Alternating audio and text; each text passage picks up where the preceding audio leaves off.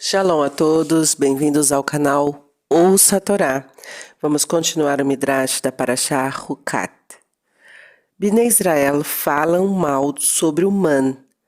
Quando Bnei Israel atingiram a fronteira com a terra de Edom, eles estavam muito próximos de Eretz Israel.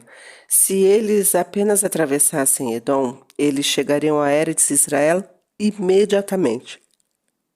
Mas o rei de Edom, obstinadamente, se recusou a deixar que Bnei Israel passassem por seu território, como já explicamos antes. Assim Moshe e Bnei Israel retornaram para o deserto. Agora, eles teriam que andar uma distância muito maior para chegar a Eretz Israel. Os Erevirav e os judeus que não eram de Sadiquim reclamaram: quando esta perambulação pelo deserto terminará? Isso já dura 38 anos. Moshe, por que você nos tirou do Egito? Se morreremos de qualquer maneira no deserto? Basta desse deserto. Não há comida normal aqui. Apenas mam. É verdade, ele tem um gosto bom, mas parece sempre a mesma coisa. É tão tedioso e o mam é muito leve. Todo ele fica em nosso estômago. Não há nenhuma sobra. Como isto pode ser saudável? Hashem disse: tudo o que eu faço para Bnei Israel é o que é melhor para eles, mas eles são ingratos. Eles falam Lashon Hará até do mam. De repente uma voz foi ouvida dos céus: ouçam todos. Eu tirei Bnei Israel do Egito e lhes dei mam. Ele pode ter o sabor que a pessoa desejar. Olhem para a cobra. Tudo que ela come tem gosto de pó em sua boca, mas ela nunca reclama. Que a cobra puna aqueles que reclamam do mam, que pode ter tantos sabores diferentes. O deserto estava cheio de cobras venenosas. Até agora o Aron e a nuvem de Hashem tinham miraculosamente protegido o povo das cobras. Nenhum judeu jamais foi atacado. Agora Hashem permitiu que as cobras picassem. Elas picaram os pecadores entre Bnei Israel. Alguns adoeceram por causa do veneno, outros morreram. Bnei Israel entenderam seu erro. Eles disseram a Moshe: nós erramos ao falar contra Hashem e você. Por favor, reze para Hashem remover as cobras. Moshe rezou pelo povo e os perdoou por tê-lo criticado.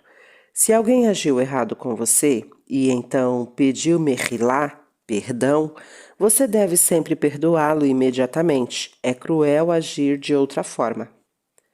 Moshe faz uma cobra de cobre.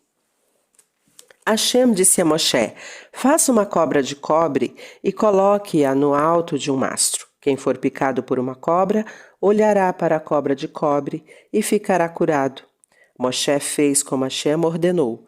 Todo judeu que olhava para cima para a cobra de cobre, enquanto fazia techuvá, se curava das picadas venenosas das cobras. Por que Hashem escolheu curar as picadas de cobra por meio de uma cobra? Algumas razões são: primeiro, Hashem aconselhou o oposto do que os médicos normalmente dizem aos pacientes. Quando alguém é picado por uma cobra, lhe é dito a não olhar mais para cobras, ou ele ficará ainda mais doente. Hashem mostrou aos judeus que ele pode curar mesmo através de algo que usualmente seria prejudicial. Um adendo. O mam era de fato delicioso. No entanto, Bnei Israel ficaram tão acostumados a comê-lo que eles não mais o apreciavam. Assim, eles tiveram que aprender uma lição através das cobras. Nós também tendemos a esquecer quantas coisas boas Hashem nos concede dia após dia. Se Haz Veshalom nós reclamamos ao invés de louvá-lo, Hashem envia adversidades para nos lembrar o quão afortunados nós realmente somos. Devemos aprender da Torá a apreciar todas as coisas boas que recebemos de Hashem, tal como saúde, comida, um lar. Segundo, olhar para a cobra lembrava ao povo: façam techuvá por seu Lashon Hará. Não hajam como a cobra no Gan Éden que falou mal de Hashem. O poço de Miriam informa Bnei Israel sobre um grande milagre. O poço de Miriam parou de dar água depois que Miriam morreu. No entanto, quando Moshe o golpeou com seu bastão, suas águas voltaram a jorrar. A fonte continuou a viajar com Bnei Israel. No 40º ano no deserto, Hashem realizou um grande milagre para Bnei Israel. Ele tornou conhecido ao povo por meio do poço de Miriam. Quando Bnei Israel viram o milagre, eles entoaram uma canção de louvor a Hashem. Isto foi o que aconteceu. Enquanto os judeus viajavam ao longo da fronteira de Moabe para chegar a Eretz Israel, eles passaram por um vale.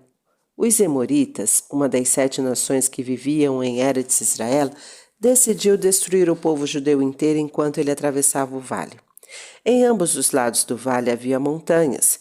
Os Emoritas decidiram: nós esconderemos nossos soldados nas grutas das montanhas acima do vale. Quando os judeus passarem, os soldados dispararão flechas e jogarão pedras lá de cima.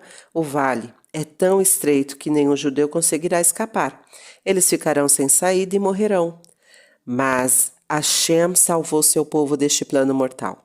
Depois que os soldados emoritas se esconderam nas cavernas, Hashem ordenou que as montanhas de ambos os lados do vale se movessem ao mesmo tempo. No final, elas se chocaram e esmagaram todos os soldados escondidos nelas. Bnei Israel seguiram viagem. Eles nem suspeitavam que as montanhas próximas deles estavam repletas de corpos de soldados inimigos que queriam destruí-los. Quem contará a meus filhos sobre o milagre que eu realizei para eles? Hashem disse: eu usarei o poço de Miriam para lhes contar. Hashem alargou o espaço entre as duas montanhas. Ele então fez com que o poço de Miriam fluísse por todo o vale que estava cheio de soldados emoritas mortos. A água do poço pegou estes corpos ensanguentados e os trouxe para perto do acampamento de Bnei Israel. Quando o povo viu a água misturada com sangue cheia de ossos flutuando, ele entendeu que havia corrido grande perigo e que Hashem o salvara da morte. Bnei Israel cantaram uma shirá, uma canção de louvor para o poço de Miriam. Eles agradeceram a Hashem por ter devolvido o poço para eles e por tê-los salvo. A canção começa: venha, ó poço, e mostre-nos os grandes milagres de Hashem. Este é o poço que os maiores de nosso povo, Moshe e Aharon, abriram com seus bastões. O poço não permaneceu com Bnei Israel por muito mais tempo. Depois que Moshe faleceu, ele desapareceu para sempre. Porém, nossos sábios nos dizem que a cada Motzai Shabbat ele circula por todas as fontes de água do mundo e quem o toma ficará curado de suas doenças. Durante a semana ele se encontra no Kinneret, mar da Galileia, em Tivéria. A guerra contra Sihon, rei dos Emoritas. Bnei Israel chegaram até a fronteira do reino Emorita. Eles enviaram mensageiros a Sihon, rei dos Emoritas. Por favor, deixe-nos passar pelo seu território, você não será prejudicado de forma alguma. Não andaremos por seus campos ou vinhedos, usaremos somente a estrada principal, ao menos beberemos de sua água. Mas Sihon se recusou a deixar Bnei Israel passar. Todos os outros reis de Canaã pagavam uma taxa a Sihon. Em troca, ele prometera jamais deixar que exércitos inimigos passassem por suas terras. Sihon decidiu destruir Bnei Israel. Sihon era um dos gigantes mais poderosos que havia sobrevivido desde a época do Mabul. Ele era alto como uma árvore e todo mundo tinha medo dele.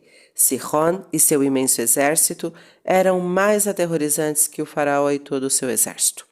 Mais uma vez, Hashem ajudou Bnei Israel. Moshe pronunciou o nome de 4 letras de Hashem e o rei de Sihon caiu morto. Enquanto Bnei Israel estavam ocupados guerreando com o inimigo, o sol estava prestes a se pôr. Os judeus não podiam continuar a lutar no escuro. Hashem fez o sol permanecer no céu e o dia se prolongou até a batalha terminar. Bnei Israel ganharam a guerra contra Sihon e seu exército. Eles conquistaram o reino Emorita. Quando as nações do mundo souberam desta miraculosa vitória, eles ficaram apavorados. Elas não podiam acreditar que o poderoso rei Sihon e seu potente exército tinham sido derrotados. Sihon tinha um meio-irmão, o gigante Og.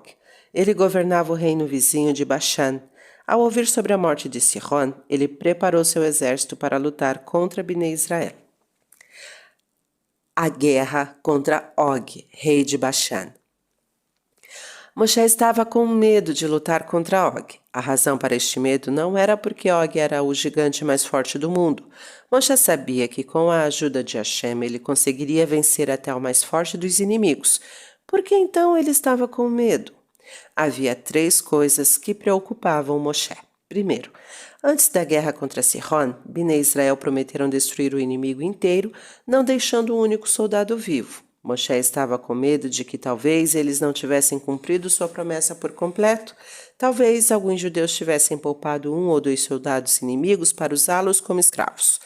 Também era possível que alguns judeus individualmente houvessem cometido outras averot durante a guerra. Neste caso, Hashem poderia não ajudar Bnei Israel na batalha. Segundo, Og tinha mais de 500 anos. Ele deveria ter algum zerut especial. Moshe sabia que quando Lot foi capturado, Og correu para contar a Abraão. Ele tinha a maravilhosa mitzvah de ter ajudado o tzadik Abraão. Talvez por causa disso, Hashem não deixaria que Bnei Israel o derrotasse. Terceiro, Og tinha ainda outro mérito. Ele permitiu que Abraão fizesse milá nele. Quando Og viu o exército judaico, ele se vangloriou. Eu ganharei, meu mérito me ajudará. Eu fiz uma milá muito antes de qualquer um dos Bnei Israel. No entanto, quando Hashem acalmou Moshe,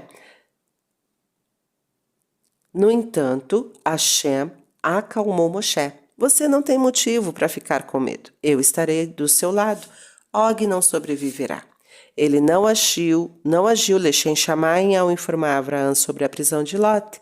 Ele queria, na verdade, que Abraão fosse morto na guerra para que ele pudesse se casar com Sara. E sua milá também não o ajudará. Ele não é um homem sagrado. Ele é, na verdade, um rachá. Bnei Israel se prepararam para a luta. O próprio Moshe matou o gigante Og. Bnei Israel destruíram os filhos de Og e seus soldados. O poderoso reino de Bashan foi conquistado.